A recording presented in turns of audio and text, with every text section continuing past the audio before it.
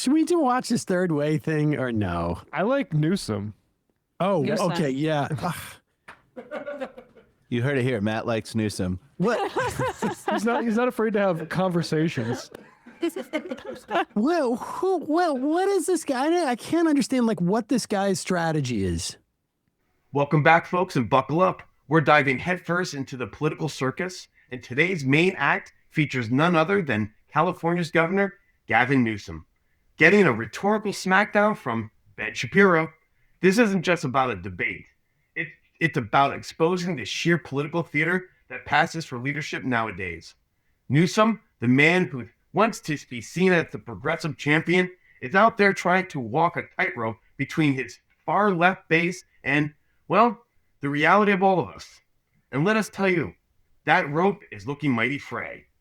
We're going to dissect this train wreck pause by pause to show you exactly how these career politicians play their games, what they really care about, and why you should really be paying attention.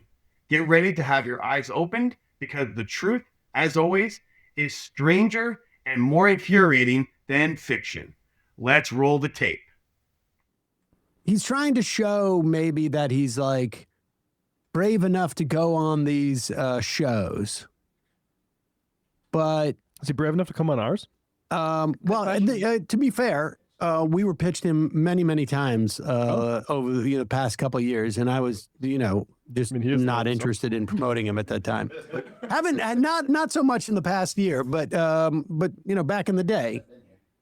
Well, But I'd here be he- interested in holding a different, having a different kind of interview with him. I mean, maybe we will do that. But here's Gavin Newsom on with Ben Shapiro. One was a narrative that was immediately pushed by the Trump administration and Secretary of Homeland Security Kristi Noem that she was a domestic terrorist who was attempting to run over officers with her car and was legitimately trying, not just this officer, but multiple officers. That was the original statement. I said at the time, I thought that was untrue. And then your press office tweeted out that it was state-sponsored terrorism, which, I mean, Governor, I just have to ask you about that. Yeah. That sort of thing makes our politics worse. Yeah. Pause it for a second. And Okay, our this ICE idea of like making our politics worse. Decorum? What? You just in the like, you had one kid. I mean, you guys played this video I think yesterday of the kid who lost his eye because he was shot in the face with a pepper ball and then dragged along the wall. You have a father trying to get his kids out of the neighborhood because ICE is deploying tear gas and flashbangs, and his kid needs to go to the hospital, ends up because of what ICE has done. You have someone who has been shot in the face. You have someone who's been shot in the leg. You have ICE roaming around, going up to vehicles in parking lots because folks are black or brown and demanding to see their papers. And the idea that a press release talking about I mean, this is what it is, right? I mean, like this is No, it's not this even is the whole agenda. They just shut down the San Francisco immigration court. Yeah. They don't want to process these people. They want to round them up, have no due process, no process. Never mind due, no process whatsoever, and just ship them out. It could be anybody that they're going to ship out. We just have a few seconds of this left, and then I'll weigh in. But there's just so many layers of how pathetic this is from Newsom. Governor, I just have to ask you about that. Yeah. That sort of thing makes our politics worse. Yeah. And it does. Yeah. I mean, our ICE officers obviously are not terrorists. Yeah. A tragic situation is not state-sponsored terrorism. Yeah. Pause it One again. was- I'm That's sorry. the I end. know we want That's to try the to get end. through this. We're going to have to go through it again. I'm sorry. But are they obvious? Is it obvious they're not terrorists? We don't know who they are. Hold a minute. Did you hear that? Our ICE officers obviously are not terrorists. Well, duh. This is where the left's rhetoric goes completely off the rails, isn't it? They throw around terms like terrorism and genocide with the casualness of ordering a latte, completely devaluing what those words actually mean. It's not about truth. It's about shock value. It's about demonizing anyone who dares to enforce our laws. Let's be crystal clear. ICE agents are law enforcement. They're tasked with upholding our nation's immigration laws that were, by the way, passed by Congress. They're not some rogue militia. They're not ISIS. They equate the actions of men and women trying to secure our borders and maintain legal immigration with state-sponsored terrorism is not just intellectually dishonest. It's a slap in the face to every single person who has ever truly suffered under actual terrorism. It's a cynical political ploy designed to rile up their base and paint anyone who believes in border security as some sort of monster. This kind of language doesn't make our politics worse, as Shapiro suggests. It makes it a clown show. It's a deliberate attempt to erase the distinction between legitimate law enforcement and actual violent extremism. It's the same playbook they use for everything. If you disagree, you're not just wrong, you're evil. It's exhausting. It's divisive, and frankly, it's damn right dangerous. These are the people who want to abolish ICE, open our borders, and then wonder why we have a crisis. The mental gymnastics requires to believe ISIS agents are terrorists, while simultaneously ignoring the actual chaos at our border is Olympic-level delusion. We know for a fact that they hide their identities to the public, and we also now know that getting hired by ICE it's virtually impossible to not get prevented from being hired by ICE. We had that story from Slate where this woman, she applied for to ICE. They did none of the supposed background checks, none of the vetting, none of it. Well, I object to the term terrorism more broadly, given like what we have seen that term being be used to license, whether it be the genocide in Gaza, whether it be the crackdown on dissent here domestically. But can you just scroll up to the way that they caption this, the Daily Wire, just the first line here? At Gavin Newsom walks back calling ICE operations state-sponsored terrorism. They're taking a victory lap at the Daily Wire. They really think that they got Gavin Newsom to look weak, and it's exactly what happened. Because right now, Ben Shapiro is in the midst of a reclamation project for his own career. He's repeatedly going on CNN and other mainstream outlets and trying to water down what his politics have actually represented, as if they are distinguishable from Candace Owens or Tucker Carlson, who he now dislikes because they have turned on the state of Israel. He had employed Candace Owens when she was saying the real problem with Hitler was that he was expansionist, and that if he had just kept his policies to Germany, that everything would be okay. So he doesn't have a problem with anti-Semitism, and everything else here is just window dressing for his brand. And he has effectively gotten to sit down with Governor Gavin Newsom, who the average person might think is just this crazy California liberal, and made him retreat from a position, making Shapiro look like the moderate. So what Gavin Newsom is doing is not only making himself look weak, he is elevating right-wing ideas with the way that he is going on these programs. And that was all the way back to when he went on Charlie Kirk's show in the wake of the election before Charlie was killed. Charlie Kirk on the first episode of his show.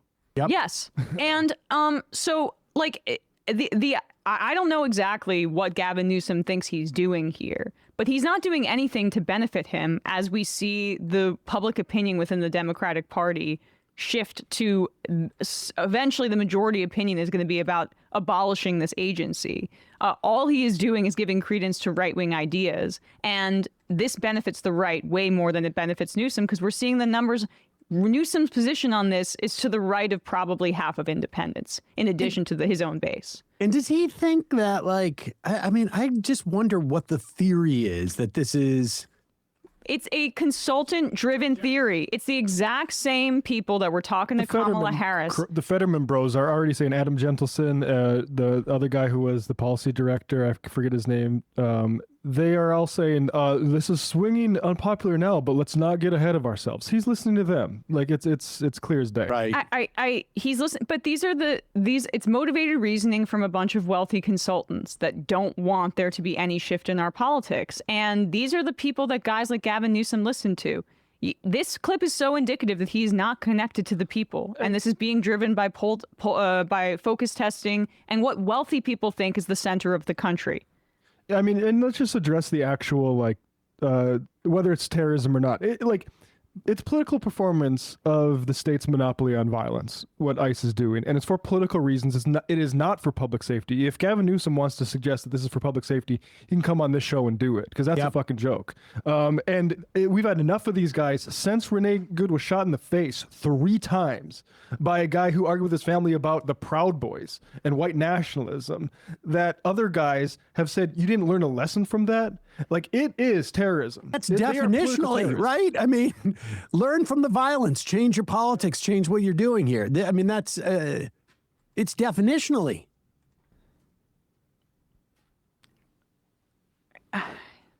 Yeah. I mean, fair enough. It's just, the history of it using is nobody says Israel was also founded by terrorism. Oh, but the other thing I was this is all KKK stuff. It really is. Yeah, but the way that, also to point this out, this is why we were skeptical about his like social media activity, Gavin Newsom, in the wake of like Trump's inauguration. There were very few people that were trolling or pushing back on Trump on the Democratic Party. And there was this rush to give Gavin Newsom all this credit because he has some teenagers that are online or young people that work for his social media campaign that are good at dunking on Republicans. But this is him literally showing that he has no connection to whatever his online presence is here, walking back the statement from his own communications. And there it is, folks. The curtain is pulled back, and what do we see? Not a fearless leader, but a politician completely disconnected from the very image he projects. Newsom, the social media troll king, who supposedly dunks on Republicans, is apparently just a puppet for his comms team. This isn't leadership. It's a focus group, consultant-driven performance designed to appeal to the loudest voices online, not to actually govern. It's the Wizard of Oz effect, isn't it? All smoke and mirrors. You have these slick social media accounts, probably run by some Gen Z whiz kids, churning out memes and snappy comebacks, giving the illusion of a bold, progressive warrior. But then, when the rubber meets the road, when he's actually challenged on his own words, he folds faster than a cheap suit. He walks back statements. He tries to moderate his positions for a broader audience, and he ends up looking weak and insecure. This isn't just a Newsom problem. It's a pervasive issue with modern politics. Too many politicians are more concerned with their brand and their online engagement numbers than with genuine conviction or public service. They craft an image, but when the image clashes with political expediency or their real ambitions, the image crumples. It shows a profound lack of integrity. He's not speaking from the heart. He's speaking from a pollster's playbook. And the average American, whether you lean left or right, can smell that inauthenticity a mile away. It's why so many people are fed up with the government. We want leaders, not actors. Same people who have been basically giving him all the nice attention. Exactly. So this guy, we're talking about the Wizard of Oz. I mean, his public social media presence, however online he is. God, he might know who. I don't even know a streamer Aiden Ross is. Whoa! Through his kid. I mean, through his kid who liked Charlie Kirk or whatever. This is nothing. This is the most shallow performance of politics possible, and he just demonstrated that even the best thing that he's done in 2025, well, besides the gerrymandering stuff, like in terms of opposing Trump publicly, is the result of a communications team and not his own sincere beliefs. We should say this is a huge missed opportunity to speak to Shapiro's audience, who very well may be open to the idea of does this increase public safety? Yeah. I mean, do people in Minneapolis feel safer today than they did 3 weeks ago? I mean, the answer is unquestionably no. And it is the same every time ICE descends in this way. People are. Why are they wearing masks? there's a big opportunity to say, like, when we talk about if it's necessary for you to go and talk to these people, which fine, I understand from a political perspective, maybe you think that's a wise thing to do. Speak their language at least. You talk about government tyranny. This is what they were talking about. They weren't talking about, hey, you're going to keep us from having 64-ounce size sodas at the bodega. They're coming in with guns. They're basically saying we can go door to door. We don't need a warrant. We're not going to be masked, and we're going to up armored. I mean, like, what else were we talking about? Yeah, the government tyranny as like, I need a license to give a haircut. Like, you have a vaccine card. Yeah, that's what they're talking. Well, but this is also, I mean, there's so many layers of cynicism to this too, is that, Gavin Newsom is still the sitting governor of California. His ambitions are obviously president. And as he's doing that, he's more interested in not messaging to protect right now the many Latina people that live in your state.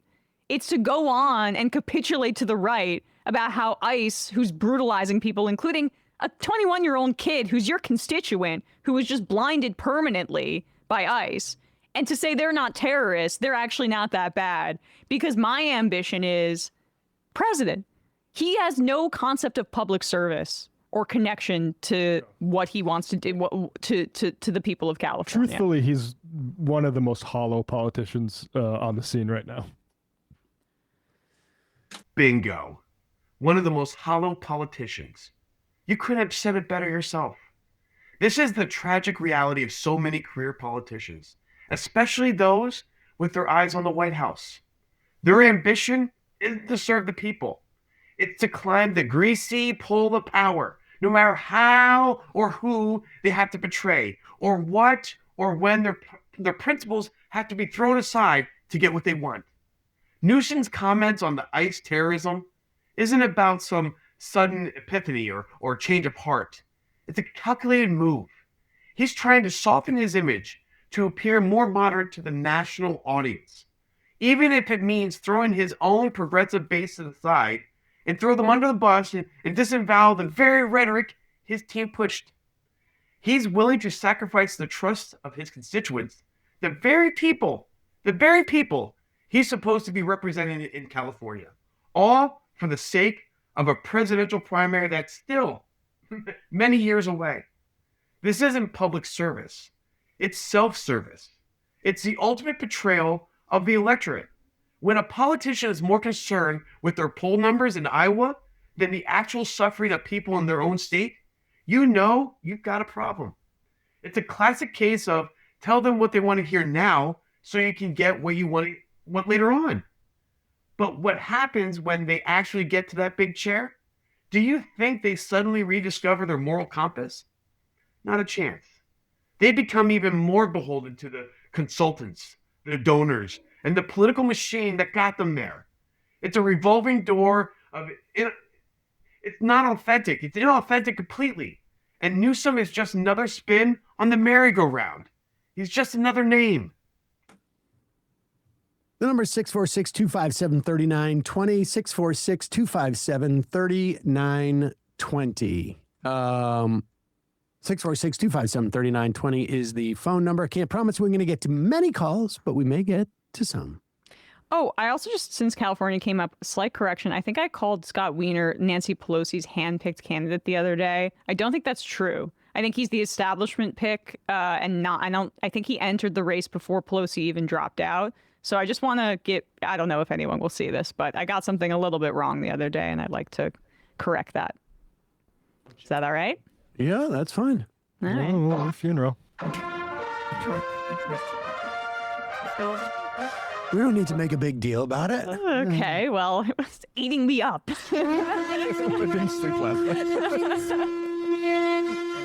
But yeah, the big guy who want to make a big performance about why he didn't call it a genocide. Yeah, let's be. I mean, sure it's largely irrelevant because he's the establishment pick. But I have a funny little palate cleanser that You just Brian. gave me PTSD because you have to stop wherever you are on a base and salute the flag. So I'd always try to dive inside a building as soon as it started. And there you have it, folks. Another masterclass in political maneuvering and, let's be honest, outright hypocrisy. Gavin Newsom, like so many others, is more concerned with his presidential ambitions and his pretty boy image than with genuine leadership or the truth. It's a sad state of affairs when politicians are more like actors on the stage, reading lines written by consultants than true representatives of the people. But we can't let them get away with it. We need to call out this kind of shallow performance whenever we see it. We need to demand honesty, integrity, and a real connection to the issues that actually affect our lives, not just whatever plays best on social media. So tell me, what do you think? Are you tired of the political theater? Let us know in the comments below. And if you want more unapologetic takes like this, make sure to hit that like button, subscribe to the channel, and share this video with everyone you know. Let's keep exposing the truth, one politician at a time. Until next time, stay vigilant.